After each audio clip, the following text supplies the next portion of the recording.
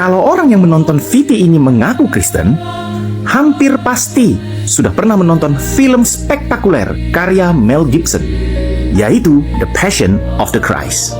Nah, di film itu ada satu adegan yang gue suka banget liatnya, karena mencerminkan sebuah kehangatan, sebuah ikatan, sebuah hubungan yang begitu mesra antara Yesus dan Bunda Maria. Waktu lihat ya.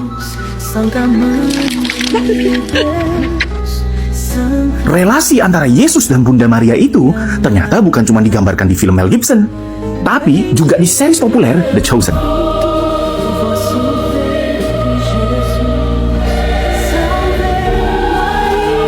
Nah, dari kedua cuplikan film tadi ya, kita bisa melihat bagaimana Yesus itu begitu sayang sama mamanya.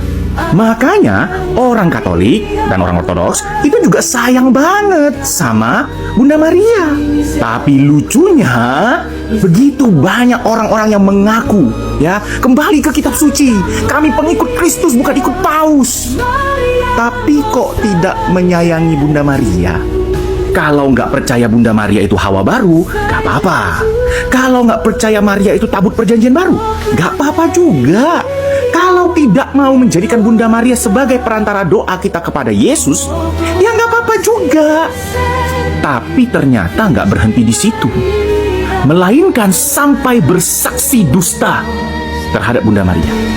Ngata-ngatain orang Katolik yang begitu sayang dan begitu hormat sama Bunda Maria, itu nyembah Maria. Seolah-olah Maria mencuri kemuliaan daripada anaknya. Lalu ada pendeta yang bilang, kita nggak butuh Maria, buang itu Maria. Wow. Masih butuh Bunda Maria untuk berjalan kepada Bapa? Tidak, buang sampaian. Gue cuman mau nanya, lu berani nggak ngomong sama temen lu, suruh temen lu buang mamanya? Temen lu loh ya, bukan Tuhan, temen lu. Nah sekarang yang lu suruh buang ya kan, itu mama Tuhan lu loh, yang lu akui sebagai Tuhan. Hati-hati para pengikut pendeta-pendeta yang suruh buang Bunda Maria. Hati-hati, mungkin Yesusnya beda. Satu lagi. Kalau sahabat lu ya, dia nggak punya saudara, kebetulan dia udah di sakratul maut, dan dia menitipkan ibunya kepada lu. Lu merasa punya tanggung jawab nggak? Menjaga, melindungi, menyayangi ibunya. Sahabat doang ya, ini sahabat doang. Nah, sekarang Tuhan lu yang lu ngakui Tuhan, itu dalam sakratul maut dia mengatakan, inilah ibumu. Dia titipkan ibunya pada kita. Kok lu ngaku pengikut Kristus, ya kan? Tapi lu tidak menjaga wasiat Yesus. Kok cuman gereja Katolik ya dan Ortodoks yang begitu menjaga wasiat itu, menyayangi, melindungi, menghormati bundanya Yesus. Dan jangan lupa ya, kan katanya harus Alkitabiah nih ya kan, harus kembali ke kitab suci ya kan. Di Lukas 1 ayat 48 dikatakan kalau semua generasi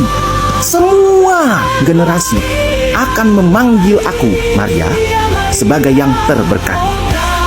Kok yang paling Alkitabiah ternyata tidak Alkitabiah ya.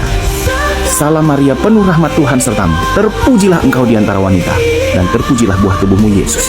Santa Maria Bunda Allah, doakanlah kami yang berdosa ini sekarang dan waktu kami mati. Amin. Orang Katolik nyembah Maria, ya bener gak salah. Kalau definisi nyembah lu itu adalah muji dan nyanyi. Buat orang Katolik, muji dan nyanyi itu bukan menyembah. Muji dan nyanyi itu ya cuman muji dan nyanyi. Ya kali lu nyanyi buat pacar lu artinya lu nyembah pacar lu, ya gak? Gue tuh suka bingung sama orang-orang kayak begini. Kok ngakunya paling Alkitabiah, sering baca Alkitab, tapi di Alkitab itu terang benderang gitu. Itu aja gak nampak. Oke, save dulu. Siapa tahu nanti temen lu nyerang-nyerang Maria lagi kan, lu forward video ini ke dia. Kita lihat yuk, Mama Mary itu ngomong apa sih di kitab suci? Yang tercatat di kitab suci itu apa aja omongan dia? Pertama kali dia buka mulut, dia ngomong, aku ini hamba Tuhan. Itu sebuah tanda tunduk, taat, bukan protes. Jadi wajar kalau tukang protes pasti tidak suka sama yang taat-taat. Lanjut, di Magnificat, jiwaku memuliakan Tuhan. Mana ada woi orang yang mau mencuri kemuliaan Tuhan, orang yang mau mencuri kemuliaan anaknya, itu bilang jiwanya memuliakan Tuhan. Puncaknya, nah ini penting banget, di perkawinan di Kana. Coba deh perhatikan, Mama Mary itu ngomong apa? Tenangkan dulu hatimu sebentar, dinginkan dulu kepala lu, baca Mama Mary ngomong apa. Do what he tells you.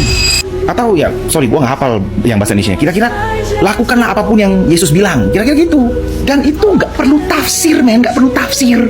Lakukanlah apa yang dia suruh. Lakukanlah apa yang Yesus suruh.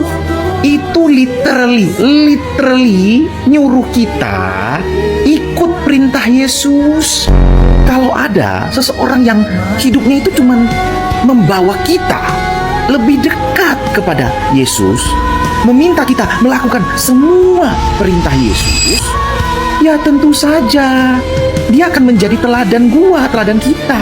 Ya tentu saja kita sayang, tentu saja kita hormati. Coba lu cek logika lu ya, cek logika lu. Sama ibu teman lu aja, lu bisa hormat.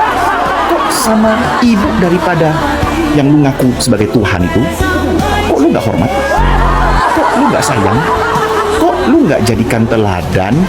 Atau jangan-jangan lu takut kalau meneladani Mama Mary, lu terpaksa harus melepaskan identitas lu sebagai tukang protes.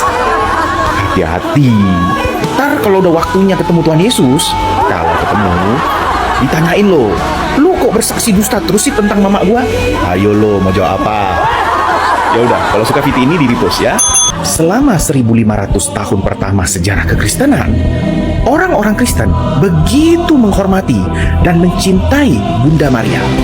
Maria adalah Bunda Allah, Hawa yang baru, tabut perjanjian baru, Ratu Surgawi, dan pendoa untuk semua orang Kristen. Tapi 500 tahun belakangan ini, menghormati Bunda Maria itu dituduh menyembah Maria. Bahkan beberapa kelompok yang mengaku Kristen itu membuang Maria dari cerita. Apa Roh Kudus salah ngajar ya tentang Maria selama 1500 tahun pertama? Aku percaya akan Roh Kudus, Gereja Kristus yang